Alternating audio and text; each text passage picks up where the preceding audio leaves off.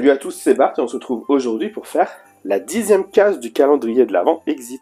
On avance, l'histoire avance aussi. Et du coup, on va voir ce qu'on a dans cette nouvelle énigme.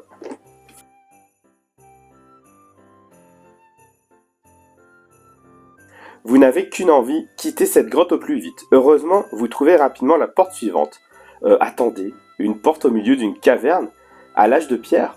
Vous vous frottez les yeux, mais elle est toujours là quand vous les rouvrez. Bon, vous n'en êtes plus à une bizarrerie près. Vous ouvrez la porte et arrivez dans un petit salon des plus chaleureux.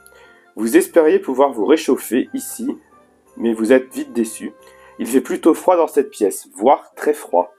Pas étonnant, la fenêtre est grande ouverte. Et puis c'est quoi cet étrange oreiller accroché au-dessus avec les plumes qui en tombent? Sur le coup, ça vous rappelle vaguement un conte allemand, mais vous n'avez pas le temps d'y réfléchir davantage. Depuis la fenêtre, une forêt féerique s'étend sous vos yeux. Sur le bureau, vous remarquez des encriers ainsi que des plumes posées à côté d'un gros grimoire. Votre cœur bat la chamade, mais hélas, la reliure n'en est pas dorée. Ce n'est pas le livre du Père Noël. En même temps, ça aurait été un peu trop facile. Vous vous mettez alors à feuilleter l'ouvrage et constatez qu'il s'agit d'un recueil de contes écrits à la main.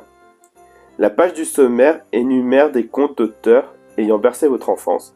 Les titres sont répertoriés dans l'ordre de haut en bas. En revanche, il semblerait qu'un petit plaisantin se soit amusé à mélanger numéro de page et titre des contes. Cela n'a plus aucun sens. C'est impressionnant, on jurerait que Charles Perrault, les frères Grimm, Jean de La Fontaine et tant d'autres ont rempli eux-mêmes les pages de ce recueil, avec des histoires nées de leur imagination débordante. Où puisaient-ils toutes leurs idées? Cela vous rappelle ce que disait votre grand-mère. Un véritable artiste sait s'inspirer de toutes choses, même de ce que les autres ne voient que comme des ordures bonnes pour la poubelle. Avec cette pensée en tête, vous regardez à nouveau autour de vous. On ouvre à présent la porte de la case 10. N'hésitez pas à noter de ciseaux si la porte coince. Et on doit trouver 3 objets étranges puisque c'est les 3 qu'on avait jetés au numéro 1. Je vous rappelle. Et une photo qui n'a rien à faire là.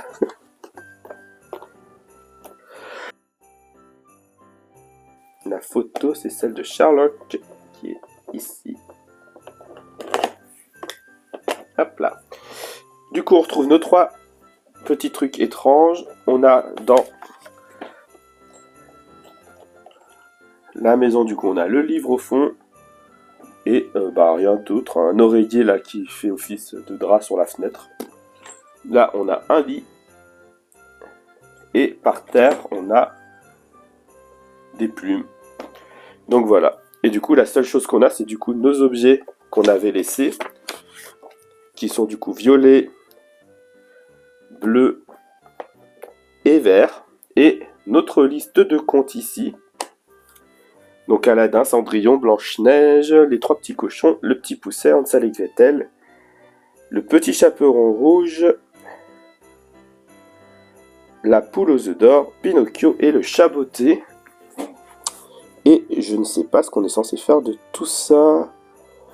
Donc par exemple, si on prend le vert, on a LELRSTSOT 9, 3, 4.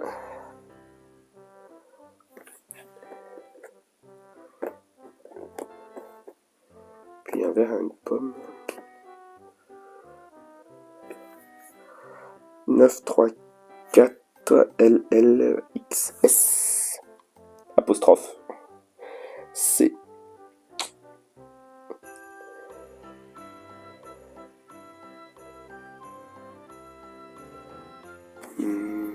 Qu'est-ce que ça peut vouloir dire?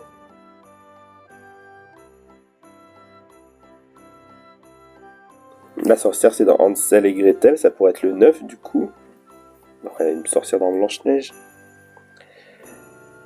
La poule pour le coq, ça serait un 3 du coup, le violet. Et la pomme, ce serait Blanche-Neige pour le coup. Et c'est bleu. Donc ça serait un 1 bleu.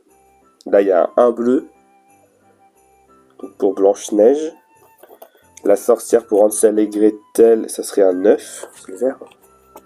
Oui, parce qu'elle est verte. Et la poule aux œufs d'or, ça serait du coup le 3 pour le violet. Et du coup, le code, ça ferait 1, 9, 3. On va tenter ça. 1, 9, 3. Hop. Donc on a une fois à gauche. Ça bougeait.